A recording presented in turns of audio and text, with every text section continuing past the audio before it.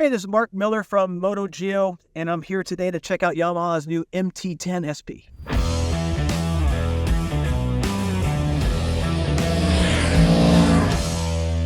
There has been a huge wave of these 1000cc upright, kind of naked superbikes with upright handlebars, and the reason why is I think we're all starting to understand that you don't need that cafe style, that super aggressive thing to get around the public roads, especially beautiful canyon roads like we did the other day with Yamaha.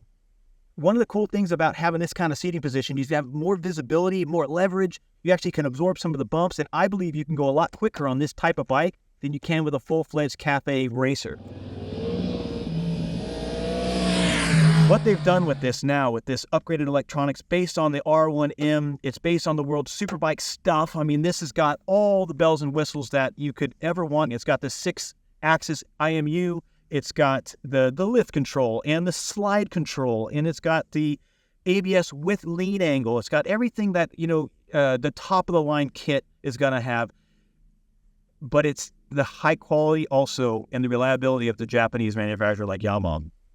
This is the first production bike ever that the Gen 2 spool valve, state-of-the-art Öhlins has been placed on this OEM with this. What it does is it allows the valve inside it internally to open a little bit quicker with higher velocities in a more efficient way. So what this effectively means, and I felt this the other day on my ride, it can follow the micro bumps, all the little bumps you find on the public road.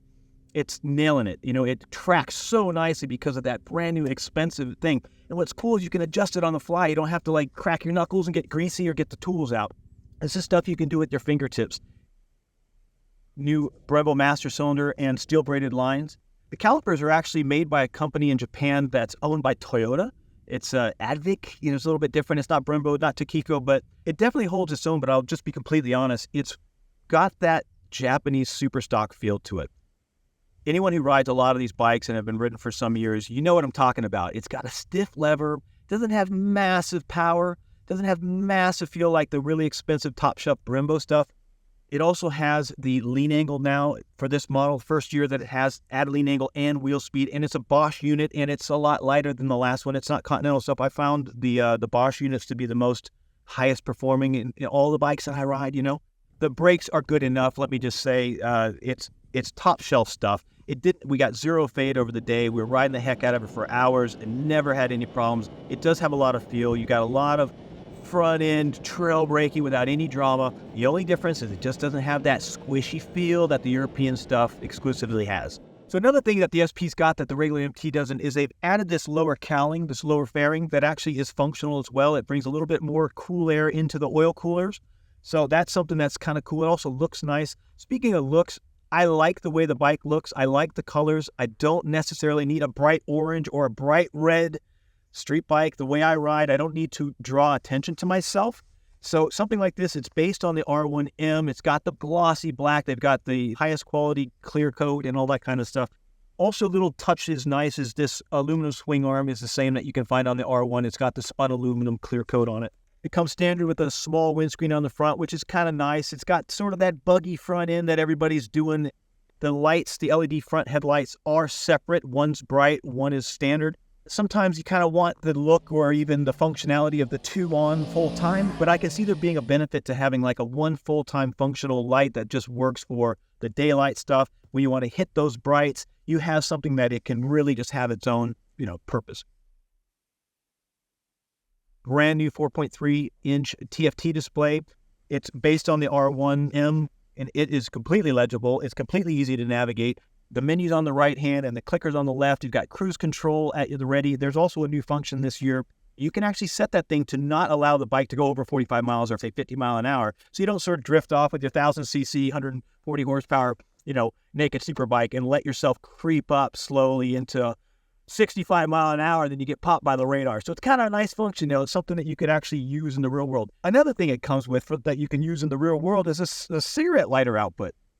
It's right by the ignition. It's something that where you could put just this little fob in there and put your lead on there to your RAM mount and put your iPhone on there to get some navigation, or even if you're talking on the phone, listening to the radio or a podcast, that type of thing, you can have it on charging on the fly. You don't have to have an aftermarket thing. We have to sort of figure out where the battery leads are and, the fuse and all that stuff. It's built in, and that's actually a nice touch. It's showing that Yamaha is paying attention to what this bike is going to be used for, and what it's going to be used for is a high-performing commuter bike that can also be taken to the track. I did find that the foot pegs were just a little bit on the low side for the canyon carving. I think that's good for the commuter stuff. You don't want to be, have your knees above your ears type of thing when you're going to work every morning, but there are some like an inch-long feelers that you can take off, which I have already taken off this bike. It's an aluminum foot peg, which is kind of nice. It's all this, billet kind of machined look. Another cool functional thing about this new bike is there's this new inlet, this new intake manifold that has 3 different lengths. And what they claim it does is it has different frequencies, it has different pulsations, so that these, one is like longer to the right, a little bit smaller. Combined together, not only does it give the bike a little bit more mid-range punch, it also gives it even a more distinct sound.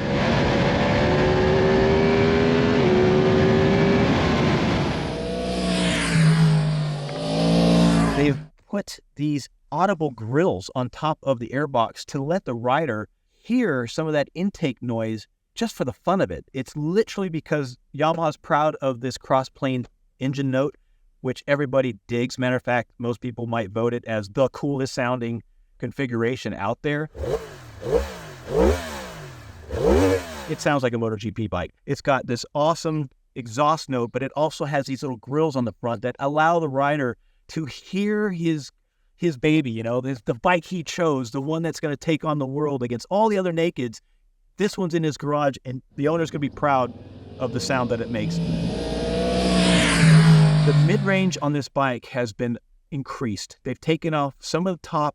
They put the steel con rods, slightly smaller intake valve. They have different cam timing, different ignition timing. And what that has all been done is to tailor this thing for a fat mid-range from like 4,000 to 8,000. It's ridiculous.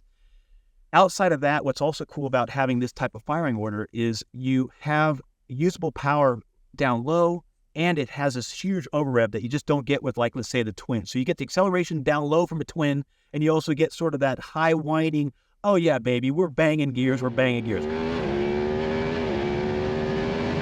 Speaking about banging gears, it has an updated electric shifter, which I found to work very, very well. There are some times when it's not recommended. Under like 3,000 RPM, they have said it's not ideal. Overall, just the riding of the bike was just a dream day. It was something that I could go fast, I could go slow, I could commute, I could do all these things, and it just was up for it. And I really liked the seating position. I felt like the seat never got uncomfortable after several hours of riding. So I started out on the A mode, and I got to tell you, it was just a little bit too aggressive, and that's for the racetrack. And that actually makes a lot of sense because as soon as I stepped it down to the B mode out of 3, there's 3 tiers as an automatic mode, it smoothed it all out. And I tell you, it still gives you full power. It just gives it to a little bit softer on the bottom. And I was absolutely super impressed with not only just how clean it carbureted, but just the way that it was always there without any hesitation. It never had a flat spot that I could feel. It was always right there for whatever I wanted. It was available to me. I think it might be the greatest electronic feel from the grip to the engine that I have yet to experience. At the end of the day, we can all talk about looks and talk about numbers and horsepower, but you've got to have function, and everything that Yamaha has chosen to do on this has given it better function, especially for somebody that has an experience level that would really get the most out of this bike. When you've got the Öhlins suspension, you got the big power, when you've got the good electronics, you got the lift control, you got the ABS with lean, all of these things are going to help you actually have an enjoyable ride, but also it'll help keep you alive, to be honest. Yamaha's brought it, with this SP model. Price is also of huge value at $16,899. This is $3,000 cheaper than an entry-level Tuono, so it's a great value, but it'll compete against anything out there. I don't think there's a bike that could get away from this with equal riders on the same road.